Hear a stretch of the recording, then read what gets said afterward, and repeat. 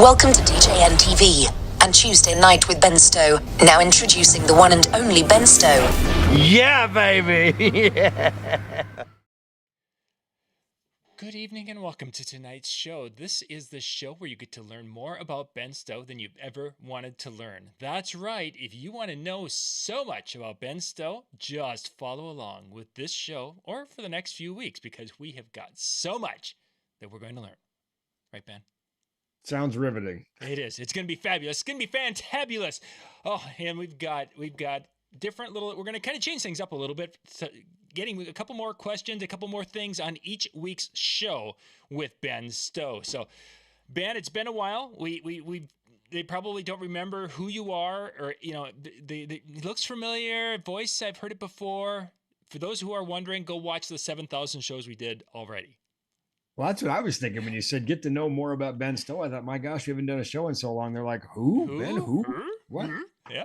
Who's this guy? Yeah, exactly. Maybe probably just I'm on a first name basis with flight attendants, but not my friends and loyal viewers. But yeah. Well, they follow along. People throughout the summer and fall, we've been running some of our past shows that we had. And for those of you wondering, we started doing shows in 2014, so we've got a few shows in the hopper there. And it's interesting, some of our shows that we did a long time ago, first off, they make a comment. It's like, wow, you guys look so much younger back then. And yeah, thanks a lot. I'm thinking they were just saying that because they didn't want to talk about how sophisticated we look right now. That's exactly, a little gray, a little bit more, a little less, hair.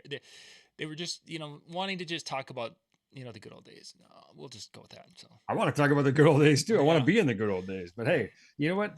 My grandmother told me this one time, and of course she survived the Great Depression and all that. She said there were no good old days. She said the best days are right now. Nice. These are the good old days. These are the days. Yes, because you can't live in the past, you can't live in the future, you can only be in the present. Da-da-da. Yep. Exactly. You get one trip through, make the most of it. So. Excellent. So we've got kind of a little itinerary of what we're going to be going through tonight. And as I'm looking at the schedule, our first segment, Ben, is the Ben Stowe Joke of the Week. So hopefully you've got something humorous for us. And for those of you watching, we got some production here. So we're going to go and be right back.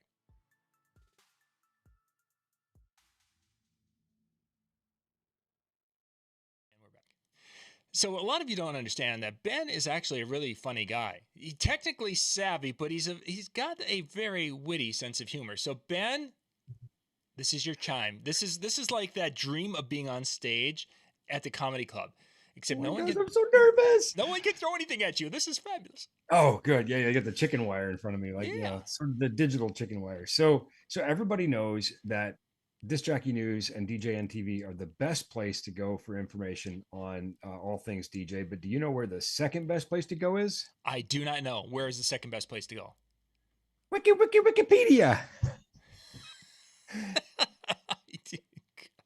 That was pretty good. Yeah.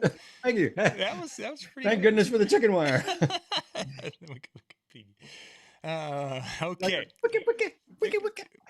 Yeah. That's some beatboxing over now. I was going to say we needed to copy and paste and use that at the beginning of the show. But yeah, that's the way we used to do it. All right, our next spot here. We'll be right back here.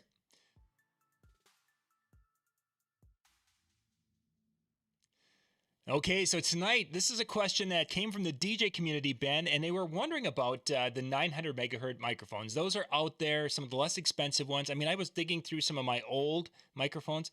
I think I've got a Gemini that was, back in the day was a 900 megahertz. I might even have a Shure that's back there that was 900 megahertz back a million years ago.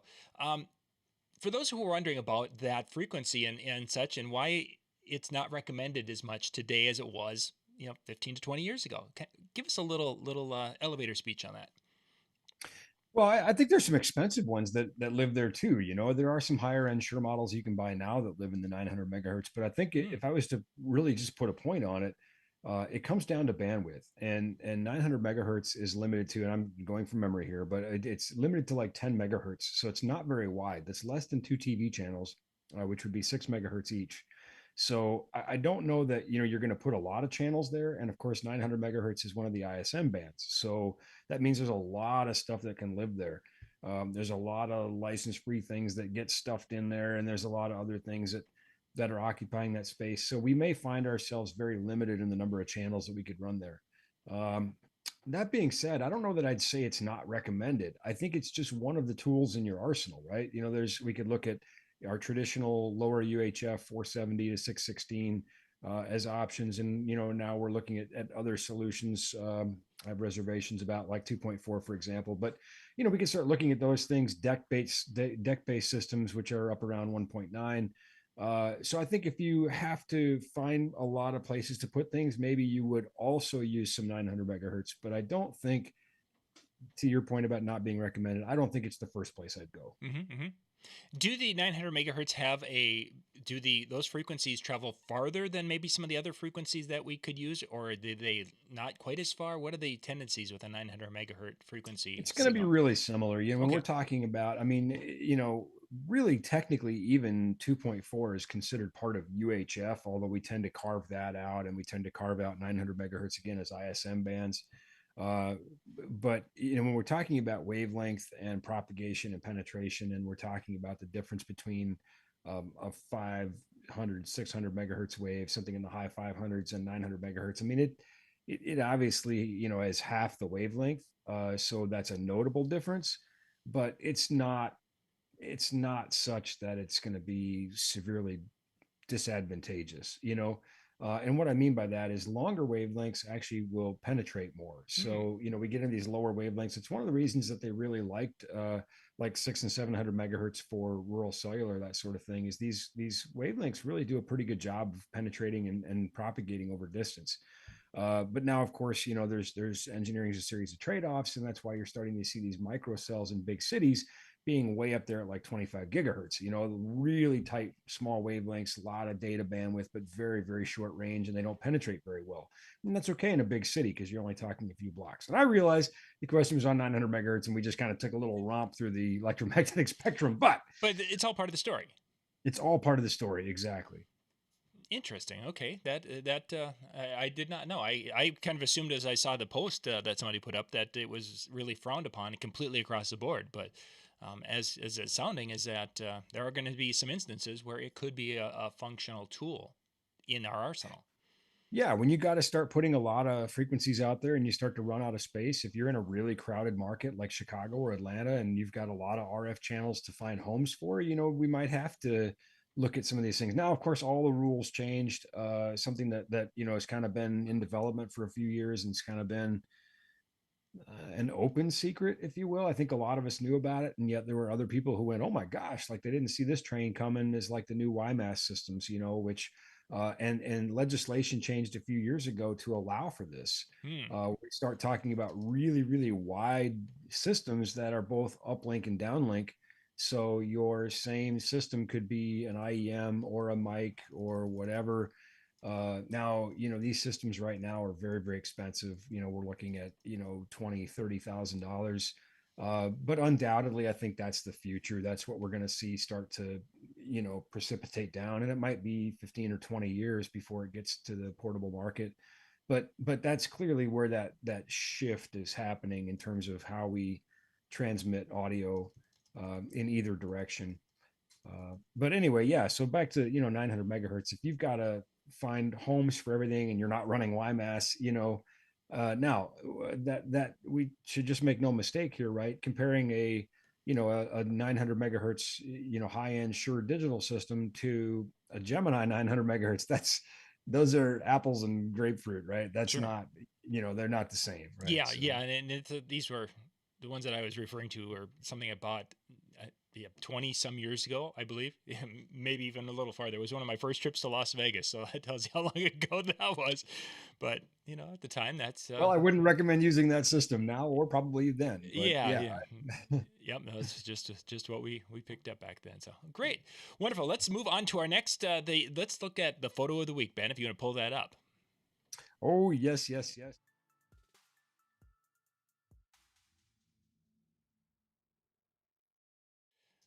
Okay, Ben, what do you have for this week's photo that we're going to look at? All righty. Let's see. This is fresh. Just came in. And by And the way, for those of you watching, if you'd like, what we're going to be doing is showing it. Ben's going to look at a picture each week like this, and there's going to be some that are gig photos, some that are from different events, such as what Ben is going to talk about. But if you'd like to have your picture featured on the show, I just put the link in the chat to go out to the Tuesday Night with Ben Stowe page, and from there message it over, and then that will come to us, and then we will get that in on a future show there if it will work out. I mean, if it's a picture of you eating spaghetti, probably not. If you're eating ice cream, I'm not saying no, John. I'm not saying that's no. true. I mean, it could, as long as they don't have it dripping on their chin. But I You need know, to. but if it's entertaining, if it's, I mean, Yeah, we just don't know. I mean, it could be. Let me flip this I'm over so people can see the whole picture. There we go. There we go. yeah. Okay, All right. So tell us about it. you can see the picture. Yeah. So this is just a few moments ago. Actually, this is, like I said, fresh off the press. This is the behind the scenes look at the very hardworking staff and family from NLFX and Chauvet Lighting at Wedding MBA. From left to right, we have, of course, everybody knows Kyle Dietrich, and if you don't, you need to get to know Kyle. Great guy, working DJ, heart of absolute gold, salt of the earth. He's a much nicer guy than me. Pretty smart and obviously better looking, but that kind of goes without saying. But a tremendous person for you to get to know, a tremendous servant, and great resource for DJs. So just a great guy to talk to about advice and great deals and new products, and he just loves talking gear. And then, of course, the most famous person in all of DJ, whatever, in second from the left, the lovely Kat Carlson, our marketing director for over 20 years at NLFX. So Yeah, she started when she was like 15, so she's been she did 20 years. Holy cats! I didn't. Has it been that? Man, we're getting 21. I think this was. I think she we're just getting in November celebrated 21 years with NLFX. we're And getting the reason I old. know that is because she told me. But yeah, Yeah. so Wow. no, obviously just I feel incredibly blessed to be able to work with people like Kyle and Kat and the rest of the team. Yeah. But to have people like that who are so dedicated to our customers and care so much about our industry, who've been with us for that long, that's just, I mean, blessed doesn't even cover it, right? So yeah, very fortunate to know them. And if you're at Wedding MBA, be sure to go stop by and say hi, and please tell her that I said nice things about her. So Yeah. I'm on an early flight tomorrow to go out on tour, so my house will be unguarded. So so yeah, please. And then to Kat's right is Anna, who is the national sales director for Chauvet DJ, and to her right is Chandler, who is the central U.S. District manager, sales manager for Chauvet Lighting. So they're all there at Wedding MBA, and they are anxious to talk to you. There are some killer deals on Chauvet Lighting and EV and a bunch of other good stuff.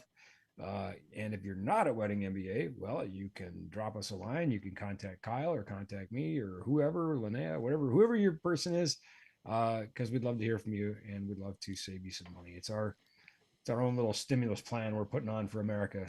So two Kyles to the right of his right elbow there is a light. That's the hex. Is that the hex one that you guys have got there? Which to the right? this Yep, right side? there. Yes. Okay. That's left. I'm like, okay, his right. Yeah. Yeah, he's right. Yeah, stage right. Got Yeah. it. Why didn't you say so? I So yeah, that is. I would imagine. I can't tell just by looking at the front of it, but I would imagine that's the hex version. That's definitely the most popular. Kyle, you're watching. Tell us what I think that that is the hex version, but I'm actually that's one of the topics of a video I'll be doing on one of the things that we've for our summer events with our weddings, is that those things have become so versatile in what we're using for our shows, and it's mainly because my son, who is actually spends time to program lights and using DMX and runs them via DMX, the coverage, the even coverage, the colors that he can produce with that, and with the dimming and adjusting and such. Literally two of those he can do some incredible things with at shows. Yes, and of course they're on a great special and something brand new that you haven't seen. Yeah, Wash Effects Hex. Thank you, Kyle. Yeah, those. Right Oh, there. wait a second. I gotta move some things because that's for my vision. What am I Well, looking at there? maybe you still can't I see it. can Maybe see it. I can see it. Yeah, yeah. We've got it. It's maybe on the it's gonna screen. I needed to go stay to a a bigger secret. picture.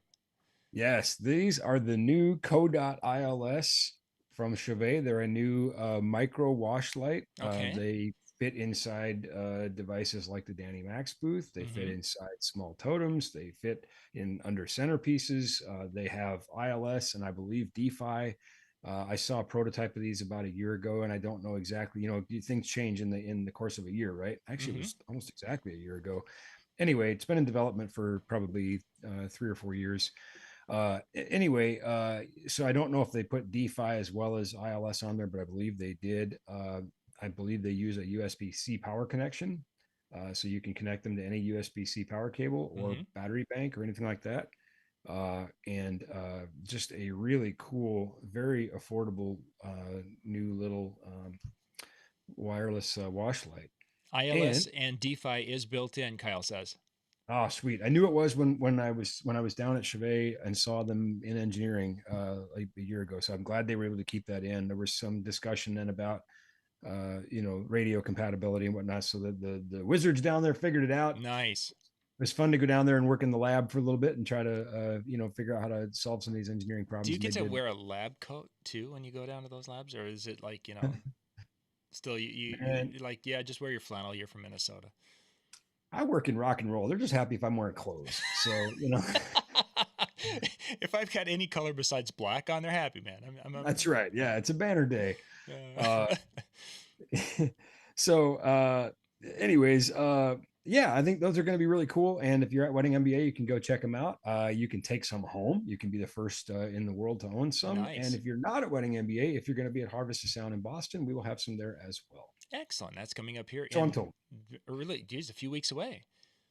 Oh gosh, tell me about it. I'm Yeah. trying to figure out. I'm like literally staging suitcases so I can just kind of drop one and grab another. Yeah. And I go right from Harvest of Sound to Nashville for another thing, and so I've got to try to figure out. Like we were already talking, I was like, all right, Kat, can I just send this bag home with you, and and I'll Yeah. take this one there And and then put this one on the pallet, and just make sure I got a just trying toothbrush in every bag and go. to. Yes, Yeah. exactly. So Oh, anyway, that's there it is. all right. For our next segment, ladies and gentlemen, we've got the Ben Stowe TED Talk coming next.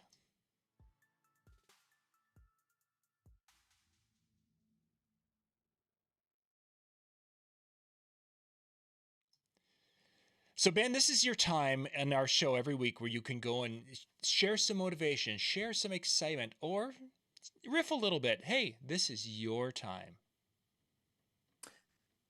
Well, I think I'm going to repeat myself for those who follow my Facebook page. And if you do, thank you for that. And if you saw the post, thank you for that. And if you commented or liked it, thank you for that.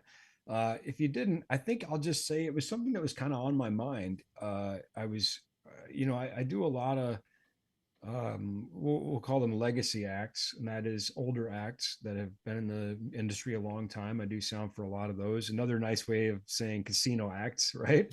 I do a lot of casino shows, and these are, whatever artists that were big in the 70s or 80s or whatever now, even 90s. But anyway, I digress.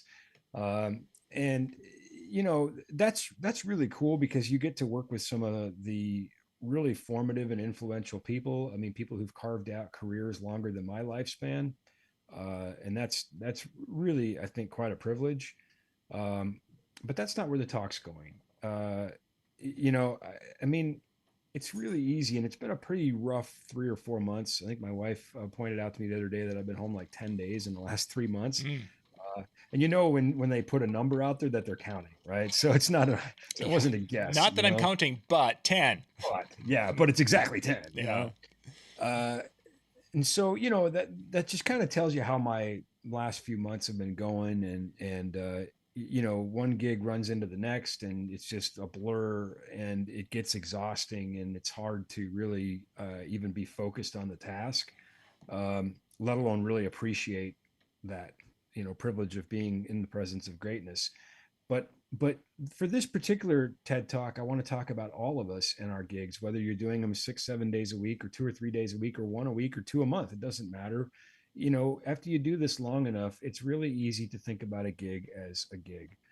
Um, and I sort of have pondered that as I've been a guest, you know, again in the summer at my daughter's wedding and that sort of thing, to think like, you know, it's just a, you know, the photographer, you know, did a great job, the DJ did a great job, but you know, but I walked a mile in their shoes too, right? Is this just they just checked it off, and then, and as soon as on their drive home they're thinking about the next one, right? Mm-hmm. And I think, you know, we all do that because we're professionals and we're trying to be in the moment for the next client, right?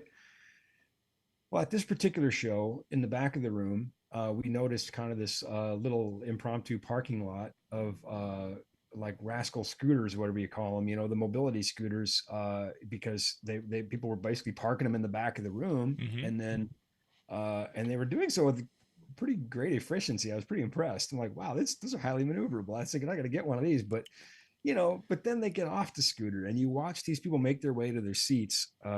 And some of them, it was really a difficult process. It was very apparent why they had the scooter, right? Sure.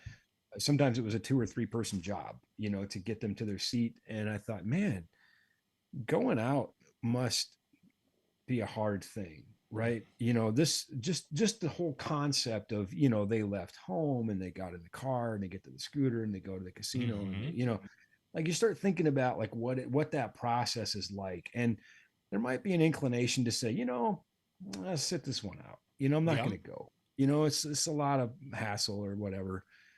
So it obviously meant a great deal for them to be there.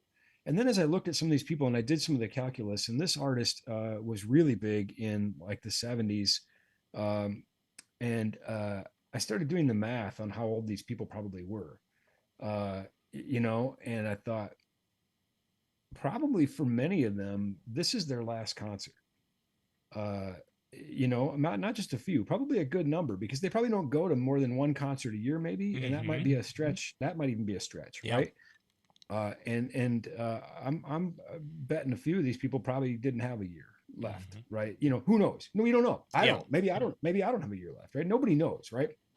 And I think that's kind of my point. As I started to think about that, that this would be the last time, perhaps, that some of these people would ever go to a concert.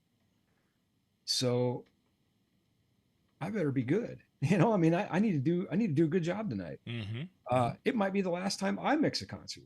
You know, nobody really knows. Yeah. The thing is that every time we do something, it could be the last time we do that thing. And everything that we do, there will be a last time that we do it. And we don't really know when that time will be.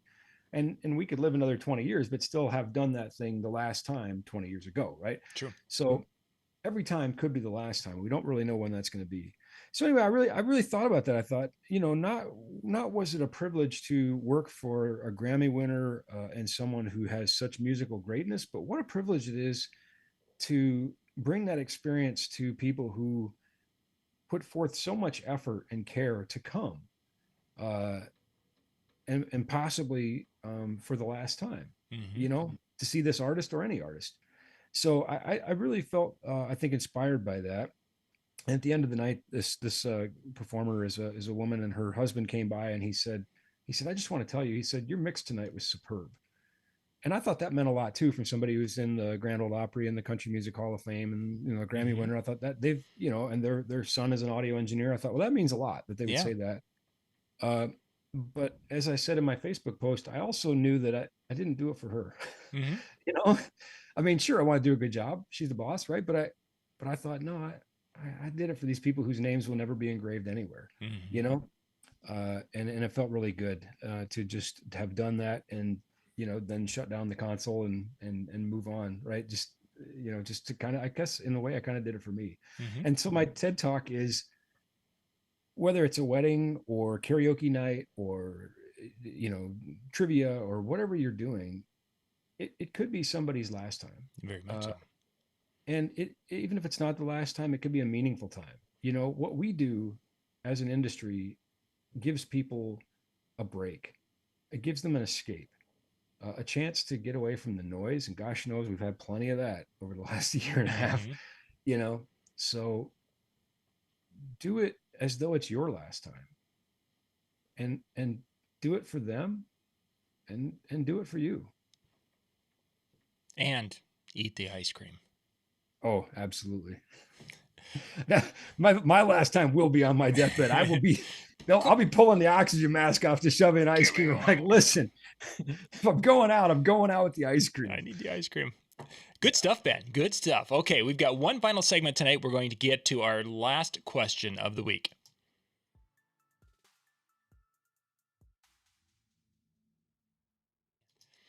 Okay, Ben, our last segment, we're going to have one final question, and this one's regarding our XLR cables, whether it's a microphone cable or DMX. It's so quick and easy for these things to become this massive pile of snakes in a bag thing that's just terribly difficult to manage. Give us a couple of tips then on how to be able to manage these cables so we're not having this big wad of tangled wires every time we go out to an event. Oh gosh, well, I'm typing as fast as I can while you say that. So, first and foremost, and I'm sorry, I am woefully unprepared here, but I actually have a little cable in the back of the room. So, excuse me one moment. Yeah. As Ben goes into the pile of different gear pieces. Now, if you've watched our show for a number of years, you know what some of that gear is back there.